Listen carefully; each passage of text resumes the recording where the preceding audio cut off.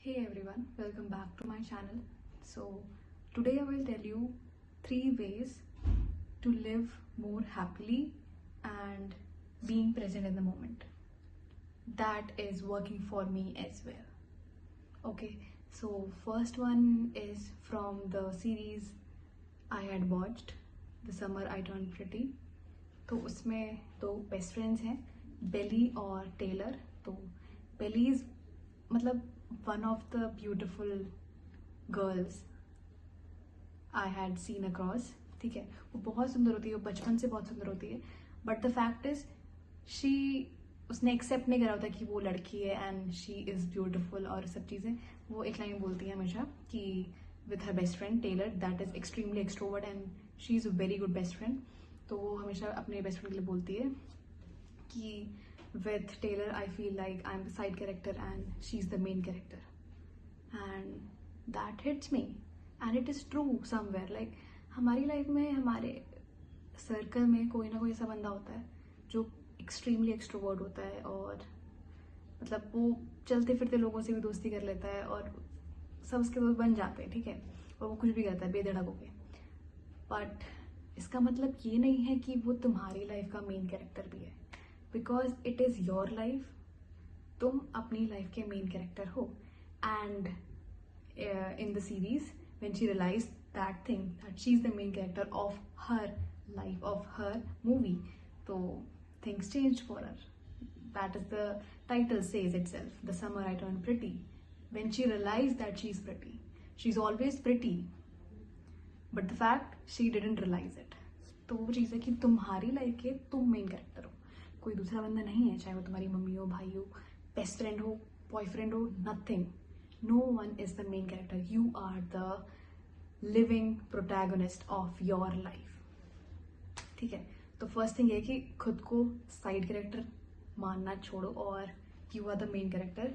ये दिमाग में बिठा लो, क्योंकि तुम्हारी लाइफ है, तुम्हारे स्ट्रगल्स हैं, तुम्हारी प्रॉब्लम्स हैं, तुम्हारे फेलियर्स है, तुम्हारी सक्सेस है, हर चीज़ तुम्हारी है. तो तुम इस मूवी के हीरो हो, कोई अदर बंदा नहीं है. तो दूसरों को ये टैग देना बंद करो. तो ये चीज़ उस सीरीज से मुझे दिमाग में आई एंड ये सबको मैं बोलना चाहूँगी कि तुम्हारी लाइफ है, तुम ही उसके मेन कैरेक्टर हो, किसी और को मेन कैरेक्टर मत बनाओ, ना दो उसको इतनी पोजीशन. ठीक है.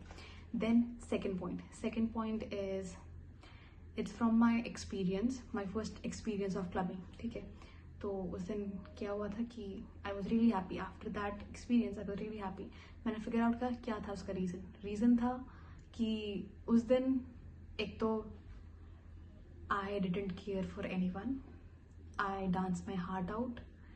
ठीक है, I had my best clothes, best shoes, best company, everything was मतलब जितना हो सकता है उतना बढ़िया था सब कुछ. एंड मेन बात थी, सारी चीज़ें जो मैंने करी थी वो मैंने खुद के लिए करी थी. चाहे वो कपड़े हों, शूज़, हेयर्स, मेकअप, एवरीथिंग. मैंने किसी को दिखाने के लिए नहीं, किसी को जलाने के लिए नहीं, या फिर किसी के वैलिडेशन के लिए नहीं करी है. तो second point is don't chase the validation.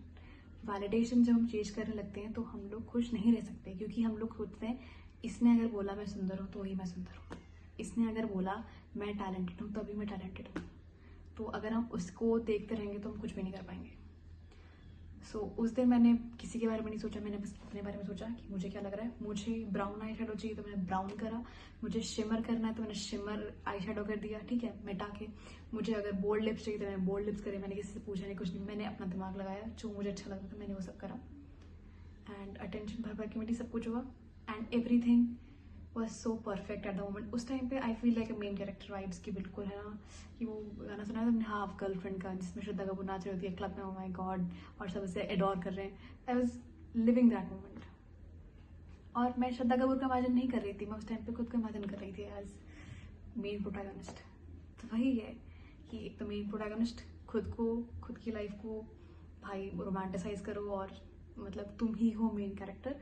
दूसरा पॉइंट कि do things for your self. तुम्हें फ्लावर्स पसंद है, जाके खरीद लाओ, गमले लगा लो अपने घर में, खुद तोड़ के खुद को दे दो. वेट मत करो किसी का कोई देगा तुम्हें तब तुम्हें हाँ फ्लावर्स की अच्छा लगा. नहीं, खुद ले लो, खुद खरीद लो. So that is the thing. And the third point is be ready for stupid judgments of people. Because people मतलब अगर लोग तुम्हें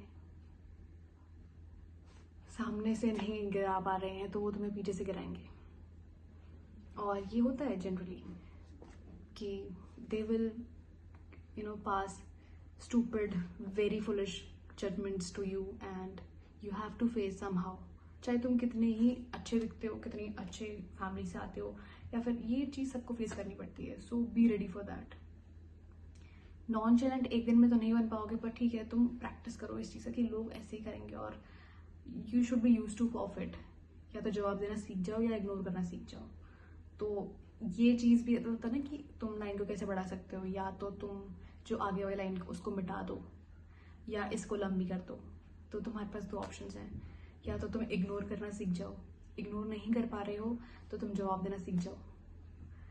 पर नेगेटिविटी को दूर रखो अपने से, कि जितना तुम ऐसे लोगों को और ऐसी चीज़ों से दूर रहोगे उतना तुम और हैप्पी होते रहोगे और लिव इन द मोमेंट रहोगे. तुम्हें रहेगा कि हैप्पी और रोमांटिसाइज करोगे लाइफ को तुम. So I think I had said enough. आज के लिए इतना ही करते हैं. Bye bye, signing of.